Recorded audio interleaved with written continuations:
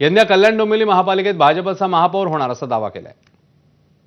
आमची इच्छा आहे कार्यकर्त्यांची की या निवडणुका स्वबळावरच लढल्या गेल्या पाहिजे आणि कल्याण डोंबिवली महानगरपालिकेमध्ये देखील स्वबळावरच निवडणुका लढल्या पाहिजेत, तर कार्यकर्त्याला प्रत्येकाला संधी मिळेल। जर युतीमध्ये निवडणुका लढलो तर आमच्या कार्यकर्त्यांना संधी कशी मिळेल? 100% महापौर भारतीय जनता पार्टीचा बसेल। आज जसं महाराष्ट्रात देवेंद्र फडणवीस साहेब आहेत, त्यानंतर रवींद्र चव्हाण साहेब ज्या पद्धतीने काम करतायत, मी तुम्हाला 100% सांगतो की 72च्या वरती नगरसेवक कल्याण डोंबिवली महानगरपालिकेत भारतीय जनता पार्टीचे निवडून येतील आणि भारतीय जनता पार्टीचा महापौर या कल्याण डोंबिवलीच्या खुर्चीवर बसेल असं मला वाटतं। वारंवार भाजप प्रदेशाध्यक्ष रवींद्र चव्हाणांकडून शिंदेंच्या बालेकिल्ल्यात सुरुंग लावण्यावरून आता शिवसेनेचे नेते संतापले आहेत। मंत्री संजय शिरसाट यांनी तर भाजपवर जोरदार टीका करत थेट इशाराच देऊन टाकलाय। प्रताप सरनाईकांनी कुणाच्या जाण्याने शिवसेनेला फरक पडत नाही असं म्हटलंय। झालेल्या चर्चेला हा छेदच आहे।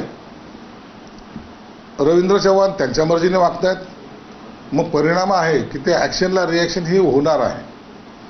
मग उद्या ही माहिती आपली जी काही खंबीरपणे पुढे चाललेली दमदार वाटचाल चाललो त्याच्यावर हा मिठाचा खडा टाकण्याचा प्रकार आहे आणि जर त्यांना जर समज देत नसाल तर हे प्रकार पुन्हा भविष्यात वाढतील, मग त्याचे काही दुष्परिणाम जे आहेत ते महायुतीला भोगावे लागतील। काही लोक आर्थिक गोष्टींचा विचार करून इकडनं तिकडे पक्षबदल हे करत असतात, परंतु शेवटी ठाणे जिल्ह्याचा इतिहास आहे।